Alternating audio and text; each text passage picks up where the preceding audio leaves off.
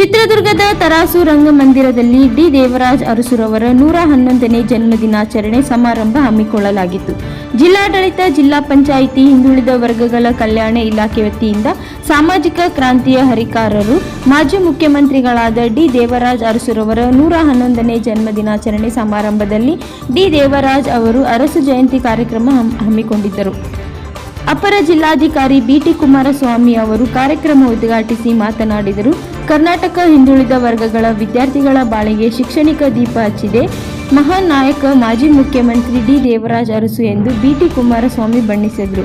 ಹಿಂದುಳಿದ ಹಾಗೂ ಶೋಷಿತ ವರ್ಗಗಳ ಶಿಕ್ಷಣಿಕ ಕ್ರಾಂತಿಗೆ ನಾಂದಿ ಹಾಡಿದ ಅರಸುರವರು ರಾಜ್ಯದಲ್ಲಿ ಹಾಸ್ಟೆಲ್ಗಳನ್ನು ಸ್ಥಾಪಿಸದೇ ಹೋಗಿದ್ದರೆ ಲಕ್ಷಾಂತರ ಬಡ ವಿದ್ಯಾರ್ಥಿಗಳು ಶಿಕ್ಷಣದಿಂದ ವಂಚಿತರಾಗಿ ಸಾಂಪ್ರದಾಯಿಕ ಕಸುಬುಗಳಿಗೆ ಸೀಮಿತವಾಗಿರಬೇಕಿತ್ತು ಎಂದು ಅಭಿಪ್ರಾಯ ವ್ಯಕ್ತಪಡಿಸಿದರು. ಅವರು ಕರ್ನಾಟಕ ಹಿಂದುಳಿದ ವರ್ಗಗಳಿಗೆ ಜ್ಞಾನದ ದೀಪ ಹಚ್ಚಿದವರು.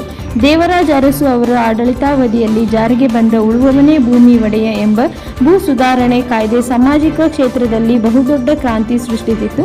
ಜಮೀನ್ದಾರಿ ಪದ್ಧತಿಯನ್ನು ಕೊನೆಗೊಳಿಸಿ ನಿಜವಾಗಿ ಬೆವರು ಹರಿಸುವ ರೈತನು ಭೂಮಿಯ ಹಕ್ಕು ದೊರೆಯುವಂತೆ ಮಾಡಿದರು ಎಂದು ಸ್ಮರಿಸಿದರು.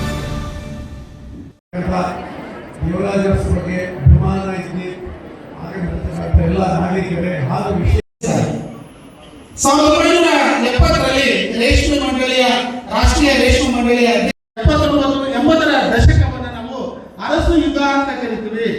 ಒಂದು ರಾಜಕೀಯ ಇತಿಹಾಸದಲ್ಲೇ ಅವರು ಬೆಳಗನ್ನ ಬರ್ತಾರೆ.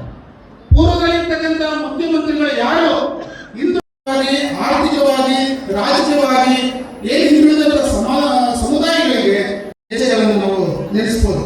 ಹಾಗೆ 1978 ಫೆಬ್ರವರಿ 21 ಮತ್ತೆ ಸಿದ್ದರಾಮಯ್ಯ ಆಗೋದಕ್ಕಿಂತ ಮುಂಚೆ ಅತಿ ದೀರ್ಘಾವಧಿಗೆ ಸಿಎಂ ಆಗಿ ದೇವರಾಜ ಅರಸು ಅವರು 20 ಲಕ್ಷ ಎಕರೆಗಿಂತ ಹೆಚ್ಚು ದಲಿತರಿಗೆ ವಿದ್ಯೆ ಶಿಕ್ಷಣವನ್ನು ಪಡೆದಿರ್ತಕ್ಕಂಥ ಎಲ್ಲ ವಿದ್ಯಾರ್ಥಿ ಶುಭಾಶಯಗಳು ಕೊಡ್ತೀವಿ. ನಾವು ನೀವೆಲ್ಲರೂ ಇವತ್ತು ಹೇಳಬೇಕಂತ ಹೇಳಿದ್ರೆ ಶಿಕ್ಷಣಕ್ಕೆ ಎಲ್ಲರೂ ಅವಕಾಶ ಇದ್ದಿಲ್ಲ. ಸ್ವತಂತ್ರ ಬಂದ ನಂತರ ನಮಗೆ ಆ ರೀತಿ ಕುಟುಂಬದಿಂದ ಬಂದು ಇವತ್ತು ಮಾತನಾಡಕ್ಕೆ ಏನಾದರೂ ಶಕ್ತಿ ಇದೆ ಅಂದ್ರೆ ಅರಸು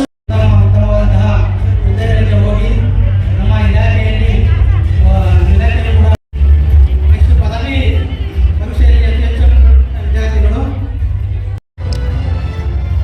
ಇದುವರೆಗೆ ನಮ್ಮ ಹಿಂದುಳಿದ ವರ್ಗಗಳ ವಿದ್ಯಾರ್ಥಿ ನಿಲಯದ ಅದರ ಜಾಗ ನನ್ನ ತಂದೆ ತಾಯಿ ಶ್ರಮಪಟ್ಟು ಓದಿಸಿದ್ದು ಮತ್ತೆ ನನಗೆ ಹಾಸ್ಟೆಲ್ ಸೌಲಭ್ಯನ ನನಗೆ ಮೇಡಮ್ ಅವರು ಕೊಟ್ಟಂತ ಸಣ್ಣ ಮಕ್ಕಳ ಜೊತೆ ನಾನು ಊಟಕ್ಕೆ ಹೋಗ್ತಿದ್ದೆ. PUC ಸ್ಟೂಡೆಂಟ್ ಅವರು ಸೆಕೆಂಡ್, ಥರ್ಡ್ ಸ್ಟ್ಯಾಂಡರ್ಡ್ ಇದ್ರು, ಫೋರ್ತ್ ಸ್ಟ್ಯಾಂಡರ್ಡ್ ಇದ್ರು. ಸಣ್ಣ ಮಕ್ಕಳು ತಿಂತಿದ್ವಿ. ಒಂದು ಡಿಗ್ರಿ ನಾವು ಓದಿದ್ದೇವೆ. ಯಾಕೆ ನಮ್ಮ ತಂದೆ ತಾಯಿಗಳು ಫಸ್ಟ್ ಜನರೇಷನ್ ನಾನೇ 3 ಡಿಗ್ರಿ ಎಲ್ಲ ಮಾಡಿದ್ದು. ನಮ್ಮ 18ರಲ್ಲಿ ಮೈಸೂರು ಸಂಸ್ಥಾನದ ರಾಜರು ಹಿಂದುಳಿದ ವರ್ಗಗಳ ಬಗ್ಗೆ ಸಂದರ್ಭದಲ್ಲಿ ಭೂ ಉಳಿಯೋನೆ ಒಡೆಯ ಅಂತ ಸಂದರ್ಭ ಆ ಕಾನೂನು ಅಡಿಯಲ್ಲಿ ನನಗೆ ಏನು ಜಮೀನು ಸಿಕ್ತೋ